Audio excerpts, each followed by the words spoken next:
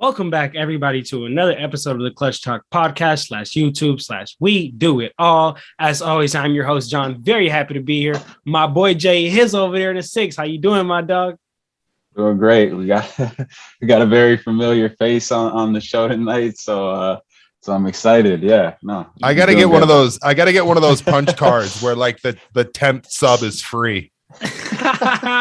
Every time Greg comes on the show, man, he gets a little punch card, man. Yeah. But yes, sir, man. We're so excited to have you back on. I've honestly lost count of what it is now, but for the fans, you guys know, third time, familiar face, man. No, third time's a charm. Greg from the Unsalvageable Utah Jazz Podcast. We're excited to have you on, Greg. You want to just say a little bit to if there's any new listeners, new fans, a little bit about yourself? Sure. Yeah, my name is Greg Foster. I'm the co-host of two podcasts, Unsalvageables, which is a Utah Jazz NBA podcast with Sarah Todd, who is the beat reporter for the Utah Jazz for the local Deseret News. I also co-host a podcast. It is a culture political podcast called Brigham Young Money with a couple of friends of mine here locally in Salt Lake City.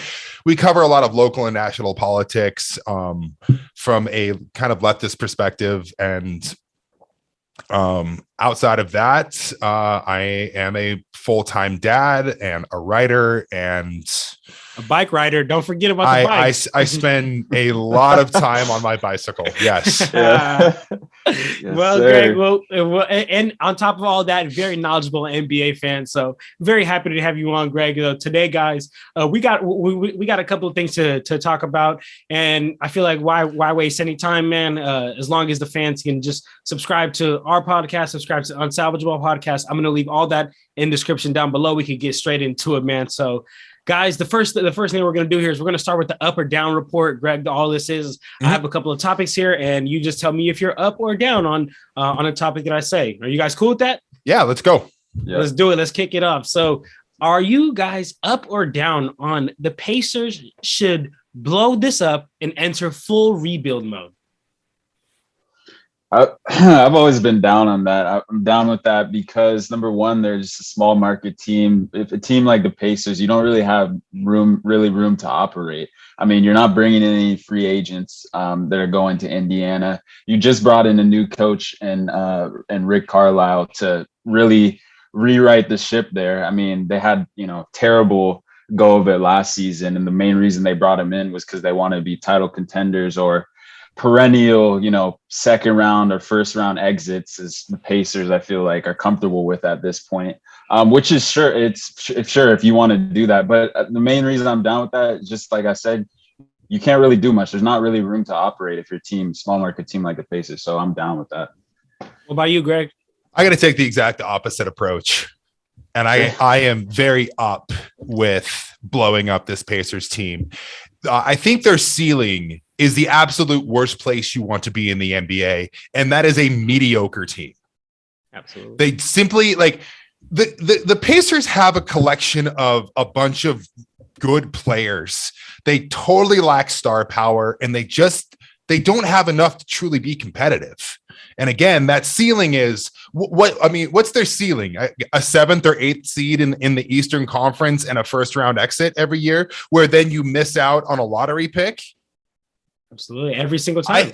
And I think that's a terrible place to be. I also have a ton of faith in Rick Carlisle. I think he is a top tier coach and has been for well over a decade. Probably going on 2 decades now. God, he's really incredible. And I think he's the type of coach who could absolutely handle rebuilds. And I think you could get some nice pieces from guys like Brogdon or Miles Turner or Domantas Sabonis. Like that could net you some good players. And like you could establish a bit of a core there while still being a bad team. I think the Pacers right now are like 9-16 or something. Let me double check real quick. Yeah, they're 9-16. They're 9-16. 4-game losing streak. Yeah. Like I think it's got to be a destroy and rebuild situation because I just don't think at their peak they're good enough to be a contender. And I'm right there with you, Greg. I'm on the up as well, man. I think that, I even have here on my notes that they have a bunch of good individual trade pieces, but for the past couple of years, we have just seen them first round exits or disappointing season year after year after year, and it's just not working anymore, man. And I honestly don't want it to turn out like a Blazers situation, in which where you got good players, but you could never really make a serious run, man. I mean, let's talk about it. They have a 2-time All-Star in Sabonis. They have a Defensive Player of the Year candidate every year in Miles Turner, Malcolm Brogdon. They have great assets, man, but together then they just can't win. I mean, just to put into some perspective, they've only won 3 more games with all those players than the Orlando Magic, who's a fully rebuilding team, man. So that's just they've won 3 more games than the Oklahoma City Thunder, who are limiting Lou Dort's minutes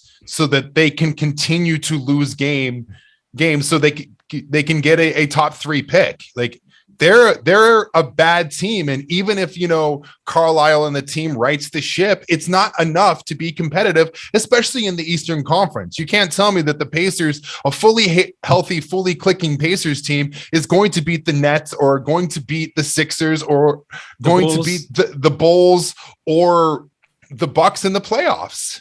I agree, man. Drop the bomb. And you can't tell me there's a huge market for guys like Malcolm Brogdon. You can't tell me a team like the Brooklyn Nets or the aforementioned Chicago Bulls wouldn't want someone like Miles Turner. Miles Turner could very well be the missing piece for a team who, I think the perfect landing spot for him was somewhere like Brooklyn. Brooklyn needs a big man who can protect the rim, especially in the playoffs. You put him in, you put Miles Turner on that team without having to give up one of your stars, and the Eastern Conference landscape changes even more. Honestly, Greg, you just said that right now with Miles Turner and the Bulls. A light bulb just went off in my head, because that's honestly what the Bulls are. Scary hours. That's scary hours, because that's what the Bulls are missing. A real big defensive presence. Jay Hill's been saying that, I've been riding high on the Bulls for such a long time, and I think they're a great offensive team. They have honestly 4 to 5 off. They have 5 offensive weapons out there in the starting lineup. They're really good, man. But the defense is where we get scared. And Jay Hill talks about all the time. In the playoffs, that rim protection is key. Man, Greg, that Miles Turner to the Bulls just. That Bulls, somehow. I would absolutely, if I were the Bulls, try to package some sort of deal centered around Miles Turner and Nikola Vucevic.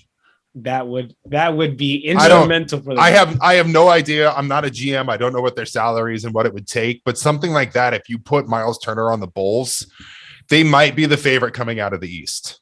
Absolutely. I'm. What's up, Jay?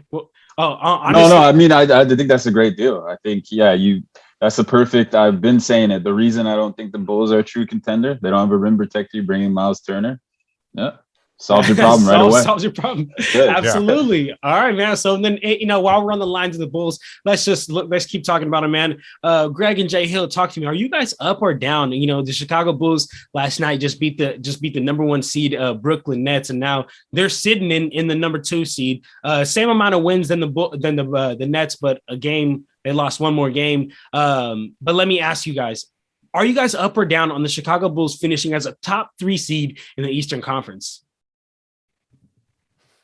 I'd have to say right now, just the level they're playing at, they have a good chance to be a top 3 seed in the regular season. Beyond that, they still have the same problem that they've had before, the rim protection. So other than that, no. I mean, they're a top 3 seed. Yes, I'm up on that. There's nothing really much to say, because they're playing at a high level right now, and I don't see that changing. So I'm 100% with you. I'm very up on that, with them being a top 3 seed.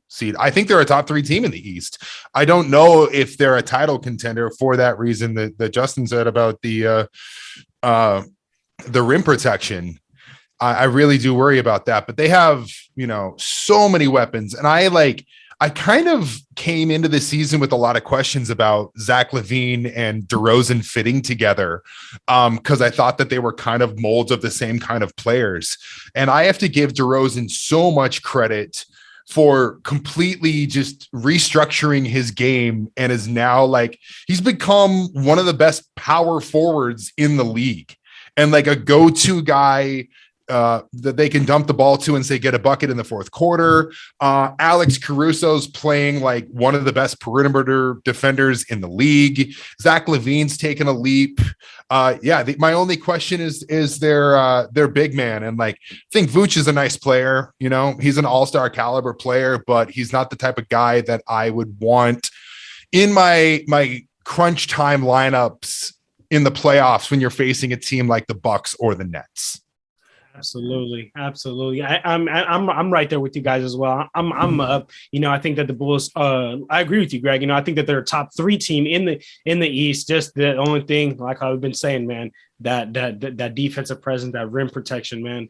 But Greg, you mentioned the Bucks, you mentioned some of those other top teams in the East. I mean, so let's talk about it, man. We saw that Brook Lopez was an instrumental part of the offense and defense for the Bucks to be able to make that finals run last year. But we get the notification that he's going to be out indefinitely with this back injury, which definitely is a concern. And it's even more concerning when you see that the Bucks went and signed DeMarcus Cousins, definitely a big drop off from Brook Lopez to DeMarcus Cousins. But are you guys up or down that the Bucks are going to be able to make another serious finals run without Brook Lopez really at his full health? Greg is showing the thumbs up though. Yeah, I think, just simply Giannis. Giannis is a top 5 player in the league. We've seen what he did despite facing injuries or whatever you want to say, excuses of why he made it to the finals and won last year. He did what he did. He led his group. The team is built around Giannis, and they have that next man up mentality. We've seen that what they did last year, Dante DiVincenzo being out. Other guys missing some time, and they have guys who could step right in, be stars in the role, and that's what they need, and that's what they've been continuing to do, staying afloat despite all the injuries they had with Drew Holiday, Chris Middleton being out, Brook Lopez being out pretty much the whole season, despite I think a half or whatever he played. And Boogie's looking decent. If he can be serviceable, I think that's all you need. So no reason for me to believe that they won't be factors and make a run again this year in the East. But Greg, how are you feeling about it? Yeah. Let's just play it by the numbers, guys. The Milwaukee Bucks right now are the 3 seed in the Eastern Conference. They're 15-9. And they've done all of this without Brook Lopez. Chris Middleton missing a large number of games. Like, they're right in the hunt. They're a game and a half back of the Brooklyn Nets right now. After all of that, one thing that we know for certain now with the Milwaukee Bucks, now that they've won the title and got that monkey off their back, they have championship confidence. And you're seeing, ancillary guys, especially like Pat Connaughton. Every time I watch a Milwaukee Bucks game, Pat Connaughton hits some big shot in the fourth quarter. Grayson Allen has carved a niche out as a lights out shooter, which I never thought was going to be the case when the Jazz drafted him. And they just have dudes. And I know that at this stage of their careers, Brook Lopez is a notably better player than DeMarcus Cousins. But DeMarcus Cousins is still a smart, good player. And one thing that I've noticed with him, even these few games that he's been on the Bucks, he still demands such attention on the offensive end, and he is an incredibly good passer as a big man, and he's been setting the table up for his players left and right, and I think he's a nice addition. They just went out and signed Wes Matthews as another guy as some front court depth. I've always been a big fan of Wes Matthews, unheralded guy who was picked up in the Utah Jazz, who wasn't drafted, and then he's carved a niche out in the NBA as well. And then of course you have Giannis, who I will say is a top 2 player in this league, and he's not 2. I think Giannis is the best, most dominant player in the NBA right now. He may not be the most skilled player. He is far and away the most dominant. He is the most dominant player since Orlando Shaq. Absolutely. I'm right there. I agree with that. Yeah. He's a monster. Yeah, I'm right there. I'm right there with you, man. He's really one of those guys. There's few guys in the league that can say, I'm just gonna put the team on my back and we're gonna do whatever it takes to win. I mean, we saw it last year in that finals run. So I'm right there with both you guys. I love that dude. Man, and the best thing about him is he's just such a humble guy, man. He's just and he does all this, and he's just like, he just found out the other day about putting Oreos in milk. You know what I'm saying? Like, how do you not know that, man? He might be the most lovable superstar in sports history. Absolutely. Like he really is up there. Like, how can you not love this dude who came from like the most abject of poverty in Greece, where the only way that he got like a croissant for the day was like peddling sunglasses and like other like street vendor items to now becoming the best and one of the most heralded basketball players in the world right now. Like, his story is beautiful. Incredible. And he more than anyone else on that Bucks team he plays with so much confidence, and it's so contagious and it's so palpable that I mean, I'm all in on the Bucks until someone proves, or they prove me wrong. Man, and he just keeps getting better. You know, people talked about he can't shoot. He's really working on that jumper. He's coming down court. If you give him room, he's knocking it down. He'll shoot it now, man. So he wants to take the shot. That's what's key too. Yeah, that's a huge evolution in his game. Is that he's not scared of the moment anymore. Right, man. Right, and he's one of those guys now where it's like he could be 0 for 12. He's gonna hit that 13th shot. Yeah. Absolutely. That's that confidence, man. That unwavering confidence. Yeah, Giannis is great, man. But all right, so that was our up or down report. Let's move to our next segment here, and this is a new segment we're introducing here for the first time. This is called In the Next 5 Years segment. So I have some topics here, and I'm going to ask you guys in the next 5 years who's most likely to, and you guys give me your answer. So first one we have here, in the next 5 years, guys, who is most likely to be a league MVP?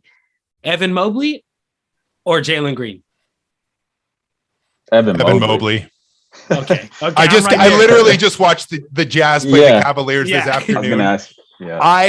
I'm so impressed with that kid. He may not win Rookie of the Year, but let it be known he is the absolute best rookie in that class and the most impactful. Kevin Garnett is one of my 5 favorite players to ever play the game of basketball.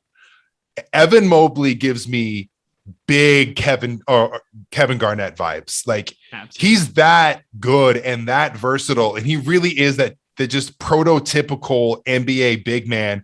He can stretch out, he can shoot, he can put the ball on the floor, he can defend all 5 positions. And to be doing this and have that kind of that versatility in that game as a rookie is incredibly rare. And 5 years from now, he's absolutely going to be in the conversation for MVP. Absolutely. I'm right there with you, man. Evan Mobley's my guy. Jay Hill knows so much I rave about him all the time. Man. Yeah. Love him. All right, man. So let's keep it pushing. In the next 5 years, which team is most likely to be a playoff team? The Houston Rockets or the Oklahoma City Thunder? Houston Rockets. What about you, Jay?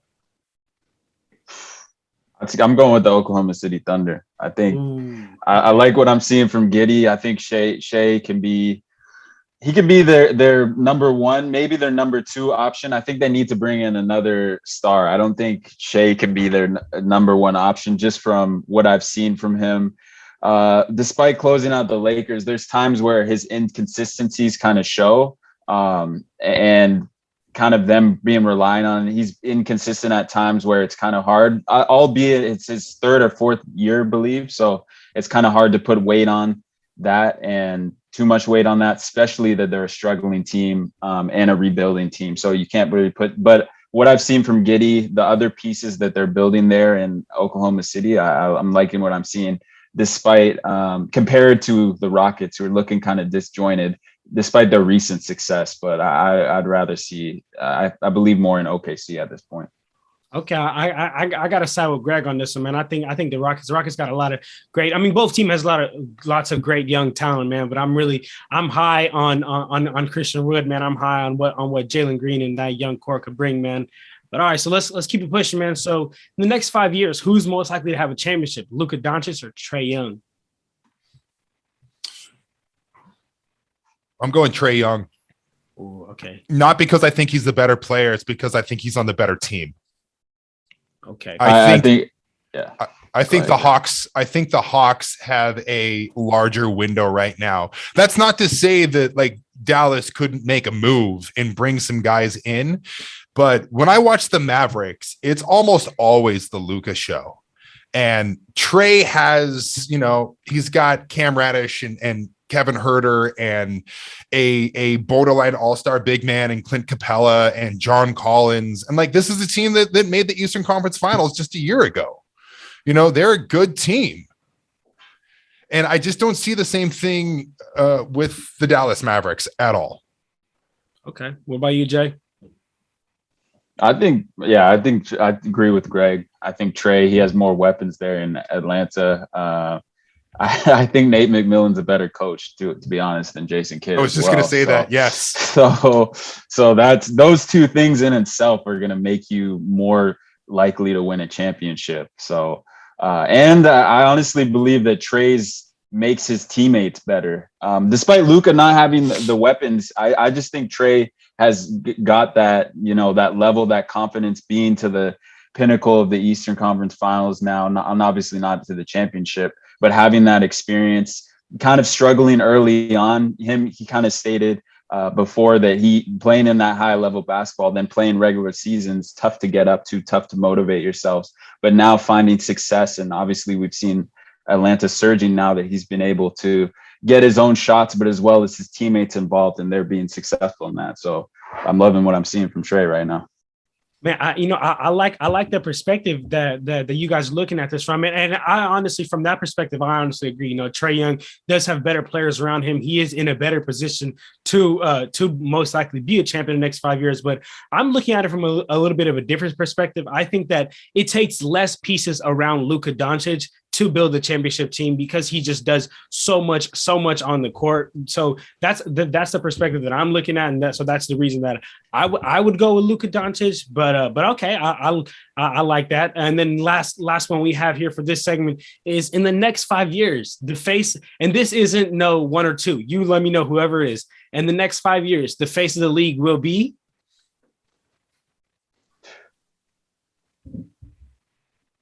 I got my answer if y'all not ready.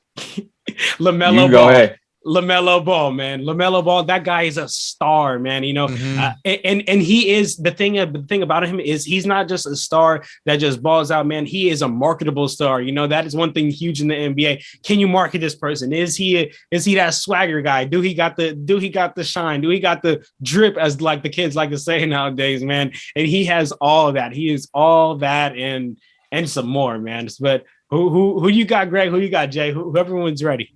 Ja Morant. Ooh. Okay. I like that. I love that so much. Every single season we have seen Ja Morant take a leap. Yes. The Grizzlies are going to be a playoff team this year, as they were last year. He keeps getting better. And he has so much nasty, and he works so hard, and he's just has that it factor, as well as like he's a top 5 cool guy in the NBA. Definitely. I mean, The guy tried to put fuck 12 on his jersey.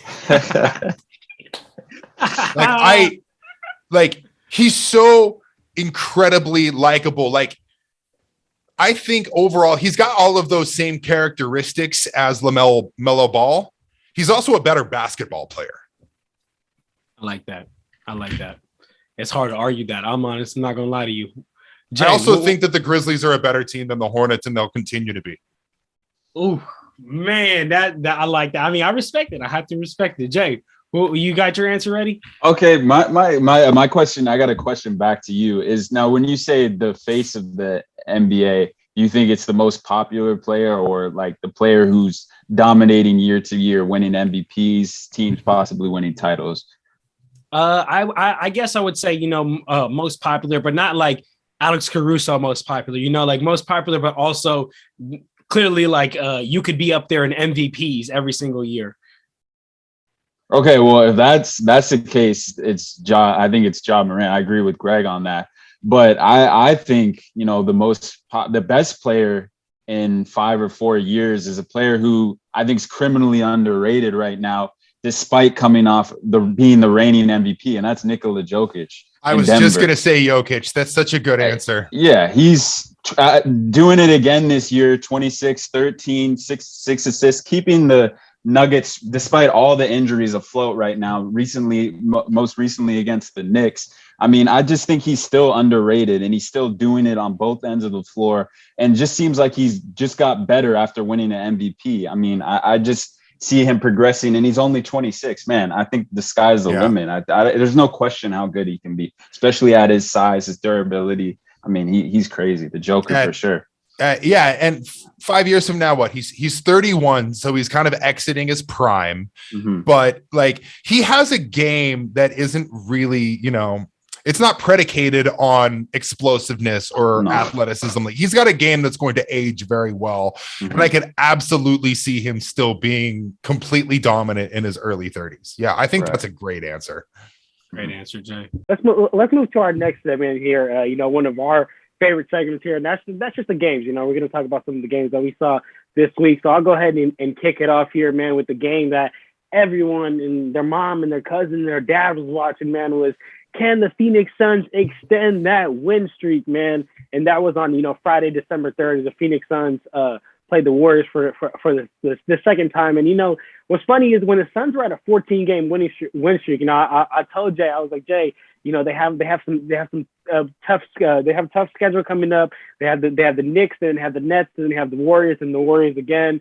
And I called him, and I called it that they were going to win all those games and they were going to lose at this last win. And that's exactly what happened, man. I mean, we saw the Suns face a very good Warriors team on a back-to-back night, no D Book, and then Mikal Bridges goes out, 6 minutes into the game with a dislocated finger, man. And I say all this to take nothing away from the Warriors, man, because the Warriors had, definitely a great team effort, man. They have 5 players or more they had 5 players score 15 points or more, man. And 2 of those 5 players, being bench players, man. The Warriors were just getting to their spot, hitting their shots. It's your night to win when Juan Toscano-Anderson scores a season high 17 points. Gary Payton II scores a season high 19 points, man. And that dunk, oh my God, let's talk about that dunk, man. Looked like he dunked on a Nerf hoop.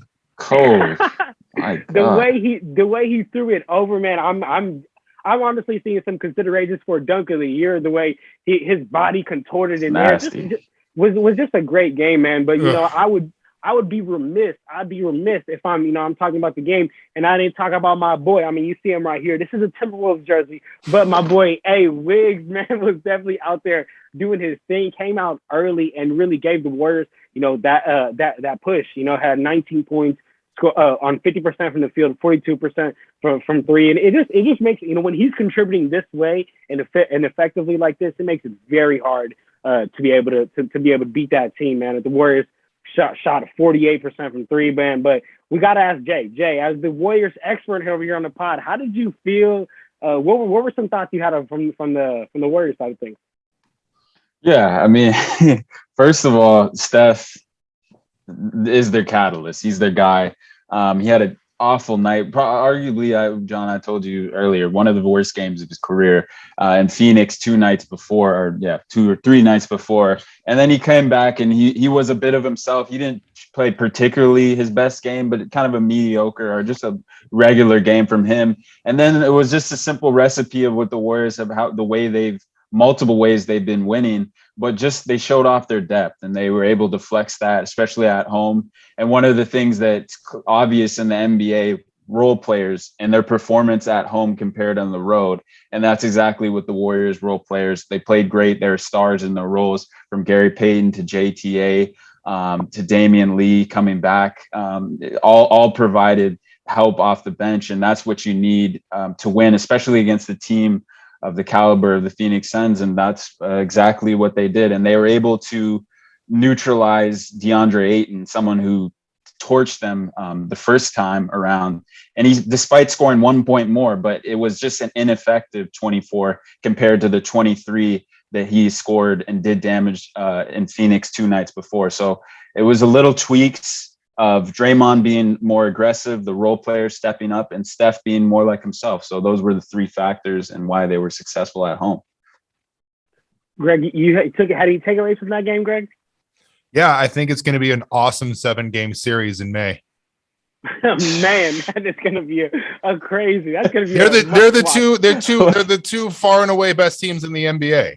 Wow. And I really hate admitting that. It sucks shit as a Jazz fan to have to say that.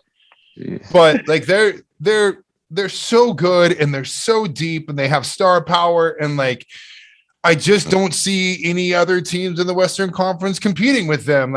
Granted, there are 60 games left in the season and things can change, but if I'm surveying the landscape right now, that's your NBA Finals. They're head and shoulders.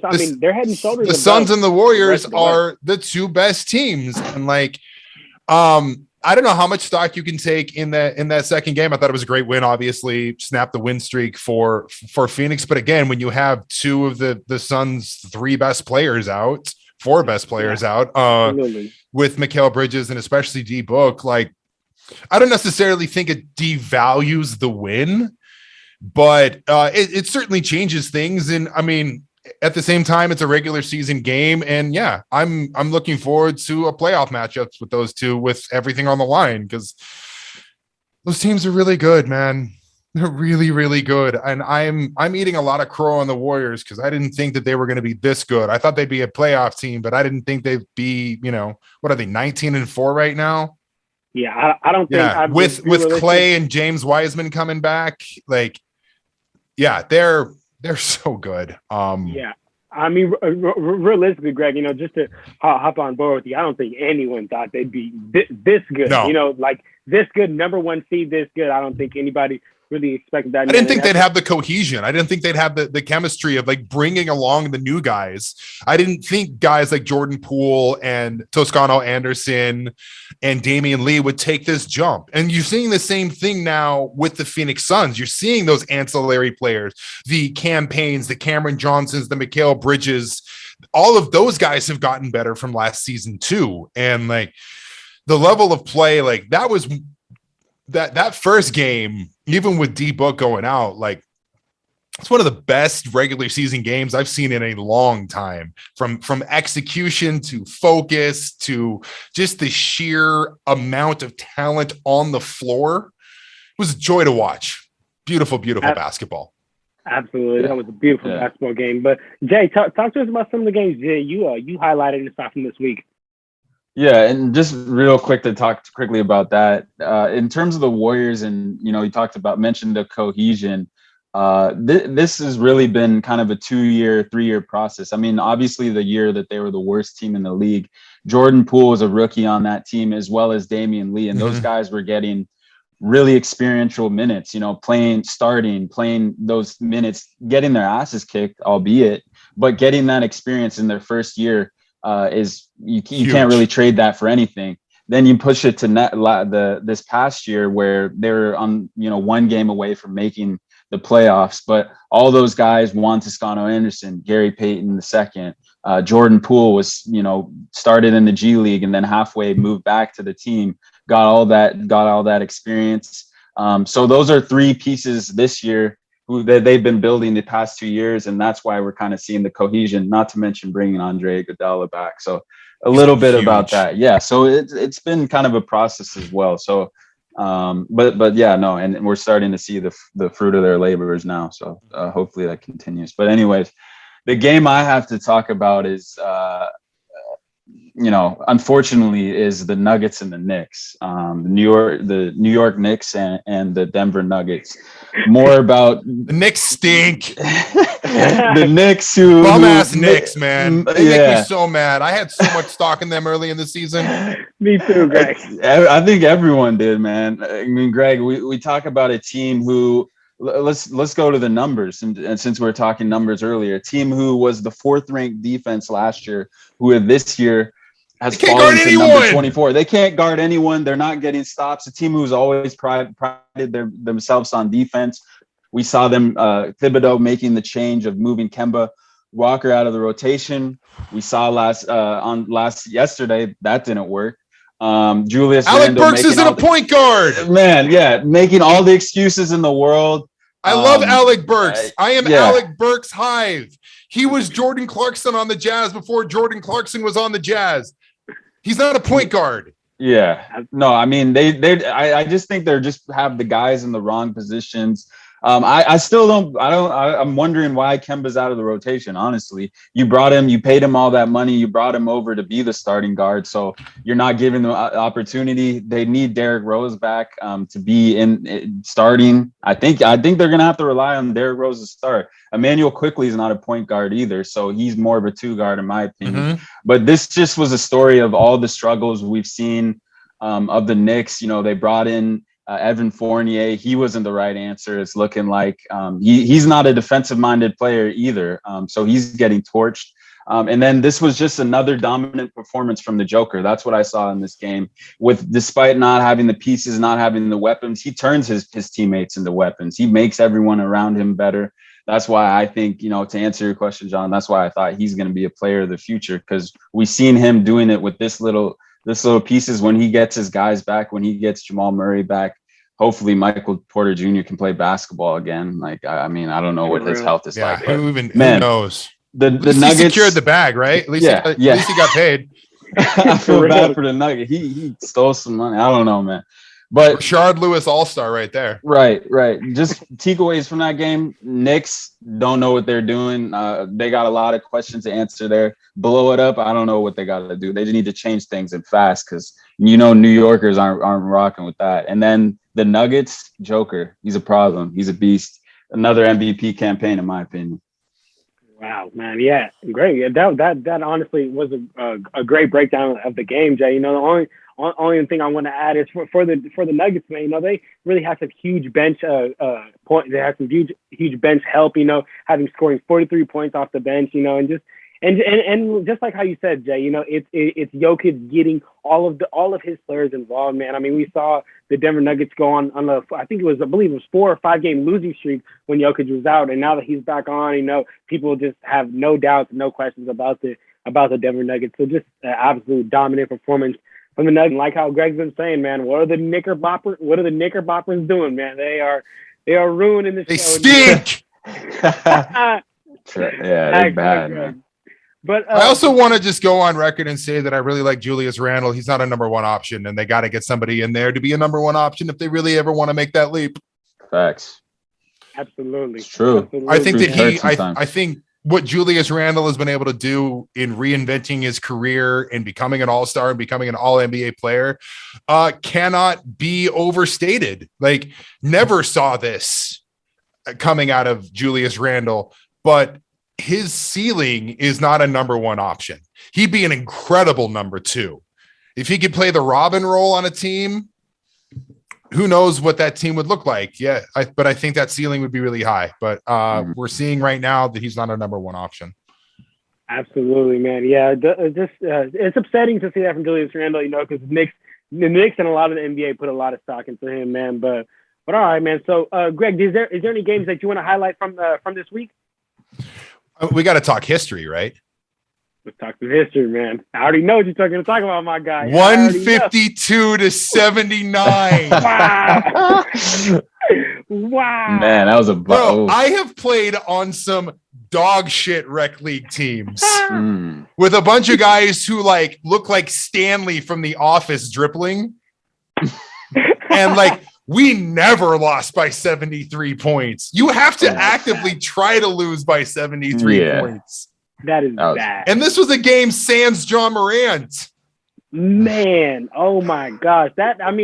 Honestly, there really isn't much analysis and much to talk about that, man. Honestly, John Morant. You got to move the franchise back to Seattle, man. They didn't have Giddey and Shea though, so we'll give them a little slack. No, you got to give them both Palu and Chet. They deserve 2 number 1 picks after that ass whipping, man. Facts. That's like let's like going 12 rounds of sparring with prime Mike Tyson, man. Like that beating, there's got to be a bag at the end of that. Like that, there's got to be some sort of pot of gold at the end of that shitty rainbow.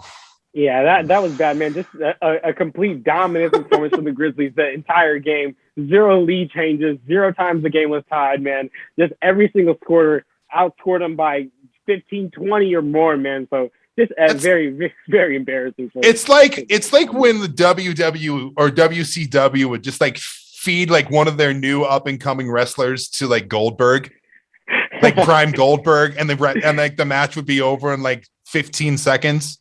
It's like that Brock Lesnar. It's like that Brock Lesnar Goldberg match at that pay-per-view. Was that WrestleMania? I don't know. I stopped watching wrestling a long time ago, but I did watch that one.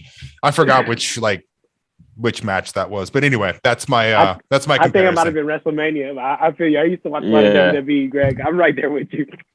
But I fucking love that Grizzlies team so much. Hey, I love that team. So they're deep too.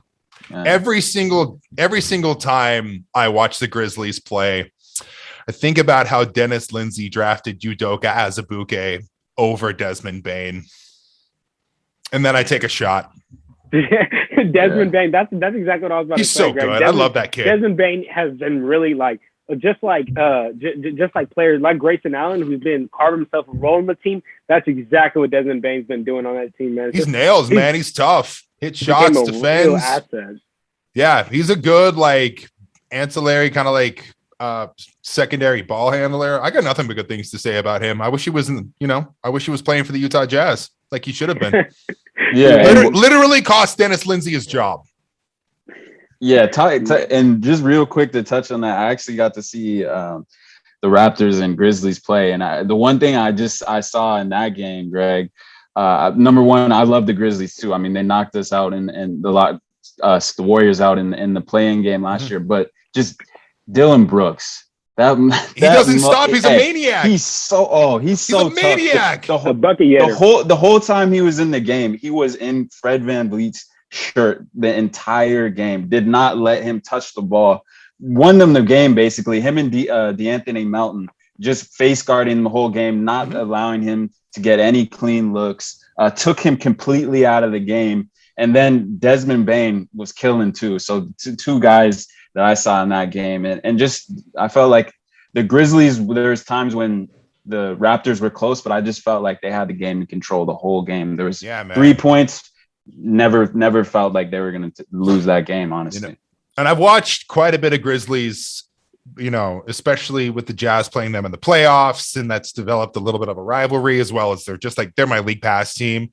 They never stop. It doesn't matter if they're up 30 or they're down 30. They play hard. Like I don't know if there is a team who enjoys kicking another team's ass more than the Grizzlies.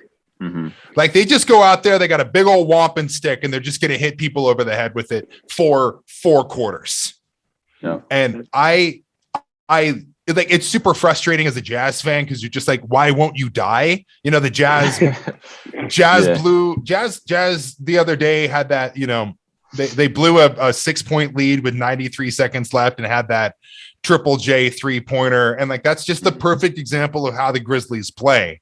They just never stop. It's like watching Ricky Hatton when he used to box, even if he's getting pummeled, he's still just going to come straight at you. Eating them. Absolutely, man. Yeah, the Grizzlies, they don't stop, man. And that starts at the top with John Morant. We know how he's nonstop, man. But all right. I'm so happy that it was just a knee sprain, man. Yeah. Man, when he limped off, granted, I didn't go to medical school. I barely got my bachelor's degree, but I feel you. But when he limped off the court and I saw the replay, I looked at my wife and I was like, he just tore his Achilles. Yeah. And like heart just sank. And then like Woj the next day tweets out it's a knee sprain, and like every single like prayer emoji I could send out. Mm-hmm. Yeah, man. It was even scary because like Ja had like tweeted like after like, it's in God's hands. That made it scary. That was such an ominous tweet, man. That scared me so bad. Yeah, I can't wait till he's back on the court. There's not a more electric player in the league. Facts. I'm right there with you, Greg. But all right, man. So let's move to our last segment that we have here, and this is a new segment called Rate Your Worry. Basically, what I'm going to do here is I'm going to talk to you about some key players for some important teams trying to make a playoff push and their injuries, and I'm going to tell you what their injury is, and I want you to rate your worry 1 out of 10 for them. Are you guys cool with that? Yep. All right, let's do it, man. So for the Chicago Bulls, we have Alex Caruso, who just went out with a hamstring, and we got Kobe White, who's now out with COVID protocols. 1 out of 10. What's your guys' worry for the Chicago Bulls missing those two players? Probably about a 3. Okay. I think that they're both nice players, and I think that I think Alex Caruso is probably going to make an all-defensive team this year, but he's not one of their like core guys. I would be much more worried if it was DeRozan and Levine out, or DeRozan and Lonzo Ball out. But I think they can weather the storm of having a couple of ancillary guys out. Absolutely, Jay. What about you? I'm lower on Kobe, like 2 or 3 on Kobe White. But Alex Caruso, I'm like 6 or 7, man. I think he's one of their, Greg, you mentioned it, one of their premier defenders. And anytime you're missing a guy like that who can check the other team's best guard, all Stephen Curry's of the world, like who can get in those guys and make their life more difficult, to do the dirty work that your guys like Lonzo, DeMar and Zach LaVine don't need or don't want to do, or you don't want them wasting that energy on defensively. He's the guy you insert into the lineup. He's your energy guy. He can make the right pass, right decision. And I think he's huge. Missing a guy like that, your 6 are sometimes he's even starting. 6 men are starting. So I think that's going to be a big piece they're missing, especially look at Patrick Williams, one of their other premier defenders, being out. So I think that's going to hurt more than helps him being out. Yeah, I'm right there in the middle. Both of you guys. I'm at about like a 5 because like how Jay Hill said, Alex Caruso being such a vital part of that that backcourt defense. He actually leads in the NBA in steals right now. And then Kobe White, he's not the biggest factor, but definitely one of those players that when he gets hot, he really could get hot. Off the bench is a great shooter. So I'm right there in the middle, man. But all right, let's keep it pushing, man. Let's talk about the Hornets, who just went out with basically the whole team with the COVID protocols. That's LaMelo, Terry Rozier, Jalen McDaniels, and Mason Plumlee. It's a good amount of your team. They're the best 2 players in your backcourt. What's your guys' worry for the Charlotte Hornets? 11. I mean, come on. You're missing your 5 alarm fire. Yeah. What, like LaMelo Ball? I mean, you're missing your best player, your most important player right there. I mean, I'd be extremely worried. I hope he's out, or he does, the tests. He can get the LeBron treatment. I mean, I don't know. Whatever he can do to get back on the floor, somehow beat the system. So just a negative test? Yeah, negative. No, I mean, I don't know. Whatever LeBron did, LaMelo needs to do it, man. So he can be back on the floor. He's got to get that. He's got to get that German doctor. Yeah, exactly. But no, it goes without saying. 11. I mean, you need LaMelo Ball on the floor if you're the Hornets. And who's going to score points for the Charlotte Hornets right now? Man, are they going to have is Gordon Hayward going to play 1 through 5? Man, we're going to need to see a lot from Gordon Hayward and Miles Bridges, man. But I'm right there with you, Jay. I am scale is broken of my worry because without LaMelo, they seem to have a lot of trouble finding any offense, man. But all right, so let's keep it pushing, man. Let's talk about another team that's missing a lot of players, man, and that's the Atlanta Hawks. We see DeAndre Hunter go out with that wrist injury. Trae Young is questionable with his quad injury. Kevin Huerter also quad injury, and Cam Reddish with some illness, man. So a good chunk of their players. What's your guys' rate scale worry?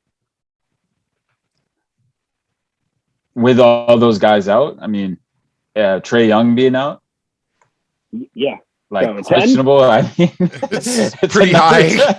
It's another 11. Another 10. Yeah, that's really, really bad. Yeah. I mean, he's what the Hawk makes the Hawk tick. I mean, They're not winning shit without Trae Young. Trae is to the Hawks as LaMelo is to the Hornets. I mean, you need him in the lineup to win games. I don't know. Well, and then you've got like a couple of your better like role players out too, and Cam Reddish and Kevin Huerter. Like those are guys on any given night who can give you 20, 30 points and play good defense and, you know, and contribute in multiple ways. And like, you know, that's what makes the Atlanta Hawks so dynamic and so dangerous, is that they just have, you know, they're that prototypical mode of, they just have a bunch of guys who range between like 6'5" and 6'9" who can do everything. And when you lose that dynamism, like we saw that with the Utah Jazz in the playoff last year, like you lose that dynamism and you become completely one-dimensional, and you know, you lose your identity is ultimately what happens. And that's a scary thing for the Atlanta Hawks. Like, yeah, they're not winning anything if those guys are out for long periods of time. Absolutely, I'm right there with you guys. Very, very high scale for me on the worry scale. Okay, so let's keep it pushing, man. Let's talk about another important player to a very important team, and that's Joe Harris for the Brooklyn Nets, man. You know, he's gonna need ankle surgery. He's gonna be out for some time. Definitely gonna. I don't know if he'll be able to come back by the end of the season. So what's your guys' scale for Joe Harris and his ankle injury? I was already a little nervous for Brooklyn. I know they're the number 1 seed, and it's hard to nitpick a team that's playing this well, who has Kevin Durant on their team. But I think the Nets are a very top heavy team where they have, you know, elite top tier talent, but you know, it really drops off with their role players. And Joe Harris is one of their better role players. And like, you know, he's always in the top 10 when it comes to 3-pointers made and 3-point percentage. Like, he's a super valuable part of what they do. And losing someone like that is big for them. Like, you're putting even more pressure on Kevin Durant and James Harden, who has not had a good season thus far. To deliver, and like, you know, that load on their shoulders is only getting bigger, and you know, Kyrie's not coming back anytime soon, so it's concerning, man. I would put that about a 7 or 8. High or no? What's that? You cut out. Are you that high on a 7 or 8 scale, or how are you feeling, Joe Harris? Oh, yeah, I'm right up there with Greg. I think he's a huge piece you're missing out on. The shooter. He's also underrated defender at times, too. I mean, he can check, you know, your second or first option at times whenever you want to throw him. He's a physical player, and they're going to be missing that.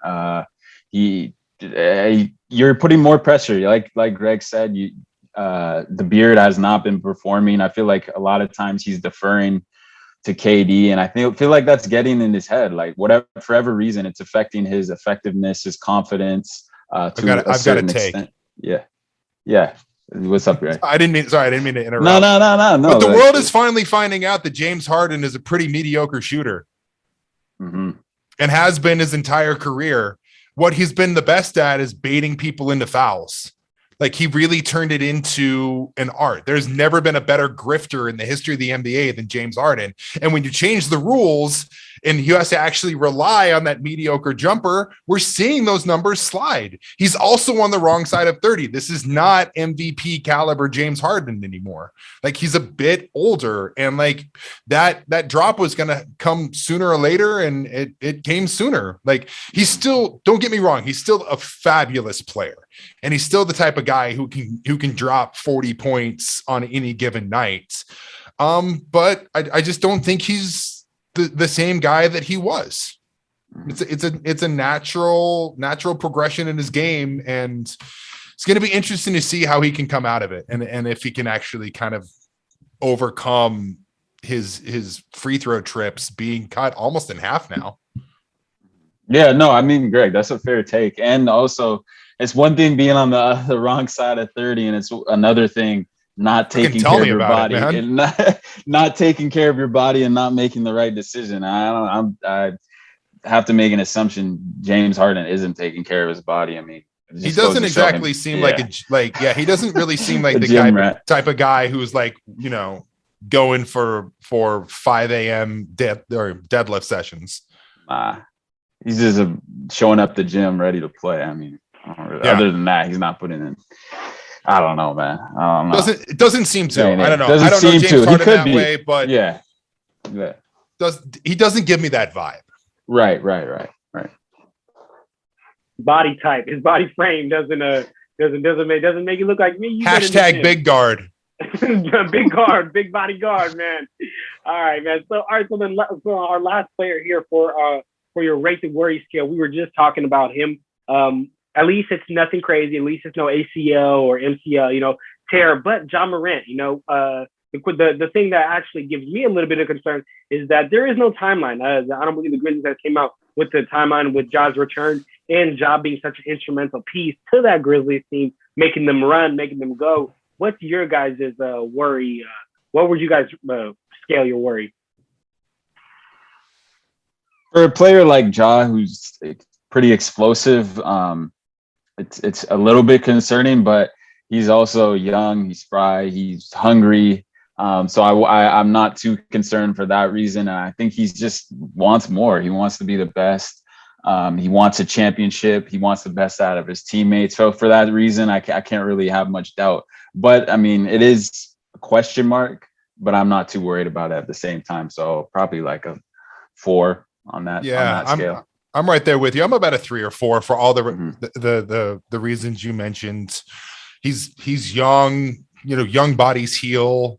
He didn't tear anything. And while there's no timeline for his return, I think, we've seen other teams do this as well. And you're kind of, keeping it close to the chest. And I think it's just out of a complete abundance of caution. Plus, why would you let the entire league know, when your best player is coming back? And then from a team perspective, Grizzlies are still winning games.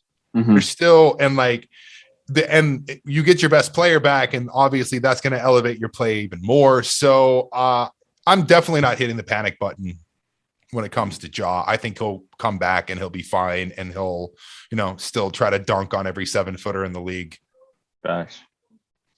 I'm right there with you guys, man. I'm right there at about like a 5, only because there is no timeline on Ja Morant. That's one thing that makes me worry. But then again, the Grizzlies are still getting it done, man. And they're at a 4-game win streak right now, so no reason to hit that panic button like Greg said, man. But all right, so then let's just go ahead and just transition to me and Jay's favorite segment here, our last segment, and that's just the player of the week, man. So I don't know if you guys got your player of the week ready and pull it up, but I already got mine.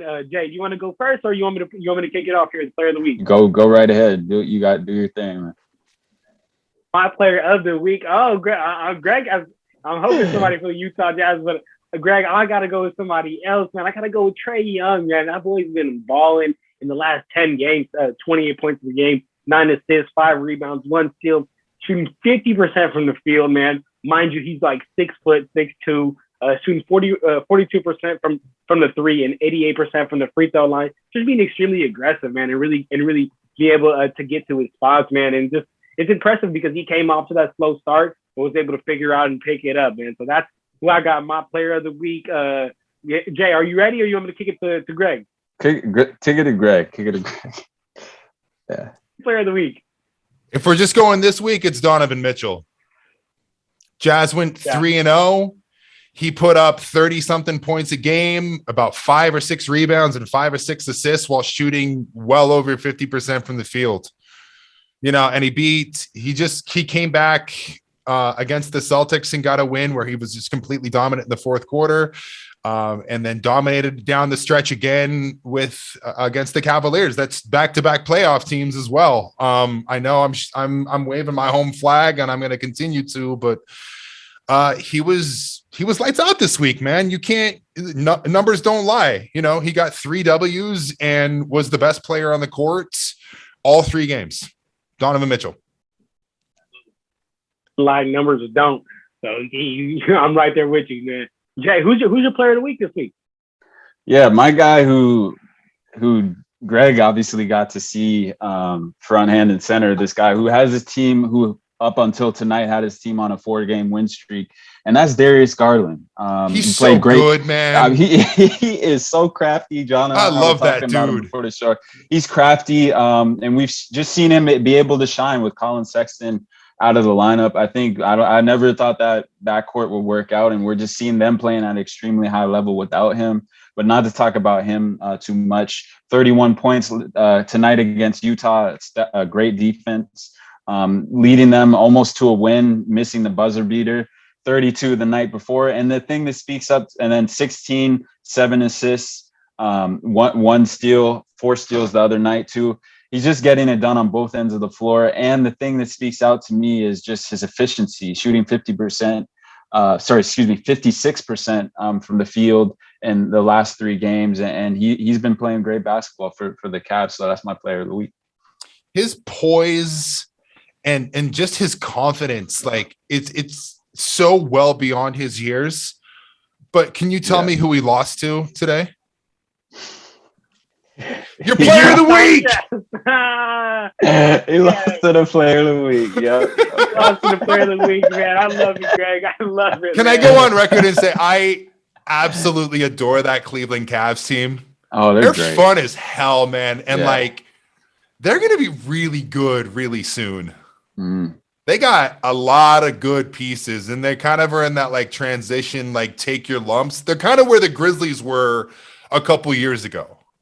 That same kind of trajectory, and I think they even have the pieces to be better than the Grizzlies, because I think again, Evan Mobley is going to be a perennial all-star MVP candidate. Garland is going to be a perennial all-star. Like, who knows what happens when Sexton comes back next season? If they move him, they could probably get some pieces. I don't know. Like, they're good. I also think that there's a huge marketing opportunity, and how we're not calling Lauri Markkanen big ass shotgun